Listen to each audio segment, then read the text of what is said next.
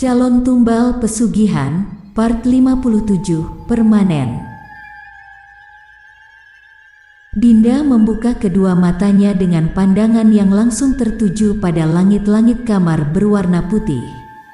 Ia kemudian memalingkan wajahnya dan menatap ke arah luar jendela, tempatnya melihat sosok almarhumah Atikah yang tadi menampakkan diri dengan sangat jelas di hadapannya. Kedua mata Dinda kembali berkaca-kaca ketika mengingat kembali mimpinya waktu itu tentang apa yang diperlihatkan oleh almarhumah Atikah melalui permukaan air. Dinda pun mendadak menangis, sehingga membuat keempat sahabatnya segera kembali masuk ke kamar untuk melihat keadaannya. "Dinda, Din, lo udah sadar?" tanya Vira, ingin memastikan. Tak ada jawaban dan yang mereka dengar masih saja sama seperti tadi. Hanya sebuah tangisan.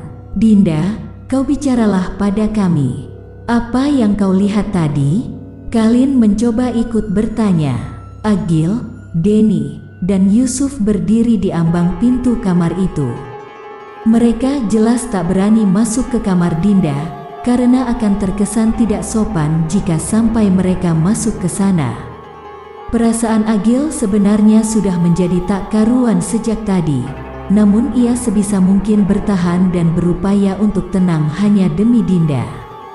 "Dasar jahanam, pengecut terkutuk kamu, Roy.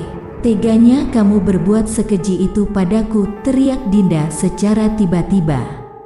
Mendengar hal itu wajah Agil, Denny, dan Yusuf mendadak terlihat kaget. Dinda selama ini jelas tak pernah berbicara sekasar itu kepada siapapun, meski orang itu telah melakukan hal yang tidak baik sekalipun.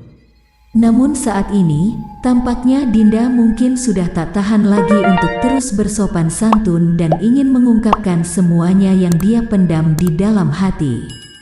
"Dinda, lihat aku, hei, jangan mengamuk begini, kau kesurupan atau bagaimana?" "Hah?"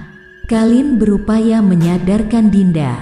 Kira dan Vira berusaha menahan tubuh Dinda, namun tenaga Dinda tampak begitu kuat sehingga terus membuat mereka berdua kewalahan. "PLAKKK." Satu tamparan keras akhirnya mendarat di wajah Dinda dan membuat wanita itu terdiam dengan tatapan heran ke arah semua sahabatnya. "Udah sadar lo, masih mau ngamuk? Hah?" bentak Rini, orang yang mendaratkan tamparan keras tadi di wajah Dinda. Dinda memegangi wajahnya yang kini terasa panas. Denny ingin sekali mencegah Rini melakukan hal itu, namun masuk ke kamar Dinda adalah hal yang jelas takkan pernah Denny lakukan untuk menjaga kesopanan. "Pipi gue panas, Rin," ujar Dinda seakan tengah mengadu. "Ya, maaf. Gue nggak punya cara lain buat bisa bikin Elo sadar. Elo kayak orang kesurupan barusan, Din. Makanya langsung gue gampar aja pipi lo, biar kalau terasa sakit, Elo mungkin bisa melawan yang mencoba merasuki badan lo itu." Jelas Rini sedikit merasa bersalah pada Dinda. "Emang tadi gue ngapain sampai Elo mikir gue kesurupan?" tanya Dinda, benar-benar bingung dengan keadaan saat itu. Elo nangis pas bangun dan setelah itu Elo teriak, "Dasar jahanam, pengecut terkutuk kamu, Roy, dan satu lagi, teganya kamu berbuat sekeji itu padaku." "Gitu, Din?" Kira berusaha menceritakan semirip mungkin kepada Dinda. "Hah?" gue teriak sambil ngomong kasar begitu. Dinda tampak kaget sendiri. "Iya, dan kita semua di sini adalah saksinya. Coba sekarang kau jawab pertanyaanku. Sebenarnya apa yang kau lihat tadi di luar jendela itu?" tanya Kalin sekali lagi. Dinda mengalihkan tatapannya ke arah pintu, yang mana pada saat itu Agil berada di ambang pintu bersama Denny dan Yusuf. "Itu tadi, kuntilanak yang ternyata sering duduk di pembatas balkon luar itu adalah emak," jawab Dinda. "Yang berarti emak meninggal dalam keadaan penasaran, Neng Dinda?" tanya Agil. Dinda pun mengangguk. Emak jelas meninggal dalam keadaan penasaran, Kak Agil. Emak mengambil alih penumbalan itu untuk melindungi Kak Agil, Kak Denny, dan Bapak. Dinda udah pernah cerita tentang hal itu sama Kak Agil. Jadi kalau, Neng, potong Agil dengan cepat. Dinda kembali menatap ke arahnya. Sekarang Neng Dinda istirahat dulu. Tenangin pikiran kamu. Lalu setelah itu baru kita bahas tentang bagaimana caranya membuat Roy mengakui semua kejahatannya selama ini, saran Agil. Kira menyentuh bahu Dinda dengan lembut. Kak Agil benar, Din. Lebih baik lo istirahat dulu sekarang. Pulihin dulu semua tenaga lo yang udah dikeluarkan hari ini. Setelah itu kita akan bicara lagi mengenai langkah selanjutnya, ujar Kira, setuju dengan saran Agil. Dinda pun akhirnya mengangguk pelan sekali lagi.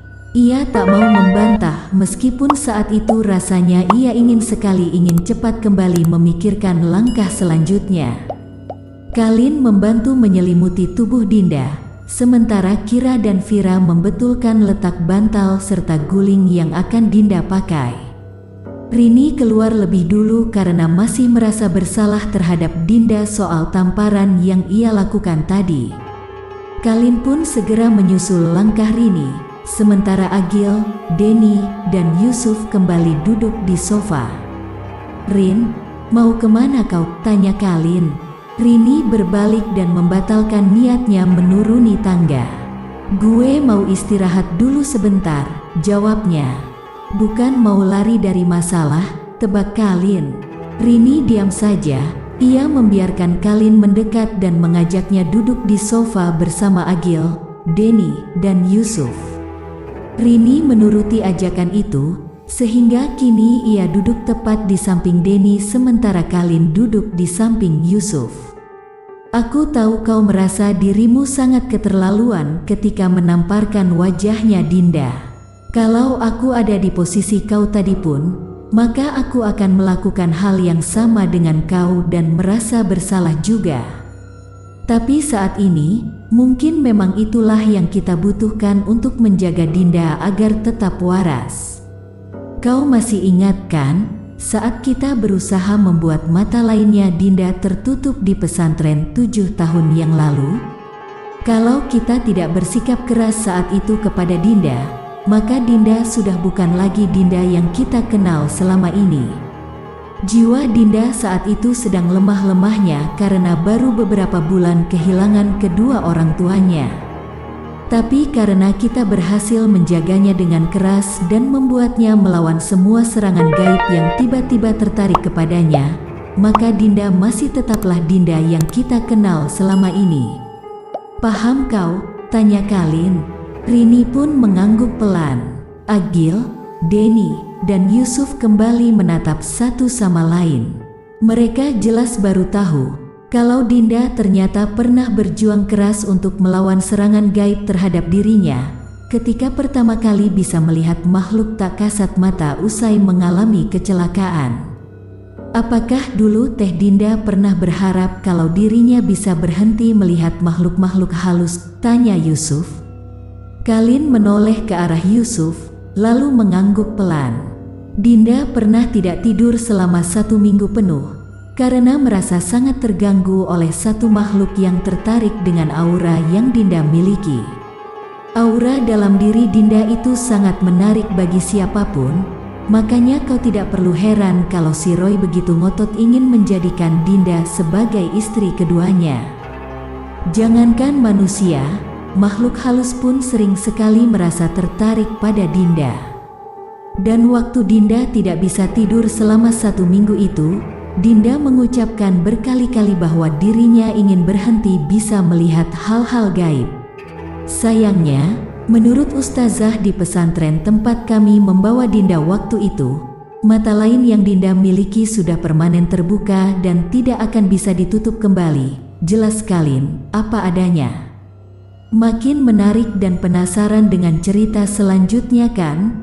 Terus pantengin channel Asal Gawe, jangan lupa like, komen, subscribe dan bagikan, serta tonton video lainnya. Salam sukses dan sehat untuk kita semua. Bersambung. Makin menarik dan penasaran dengan cerita selanjutnya kan? Terus pantengin channel Asal Gawe. Jangan lupa like, komen, subscribe, dan bagikan, serta tonton video lainnya. Salam sehat dan sukses untuk semua.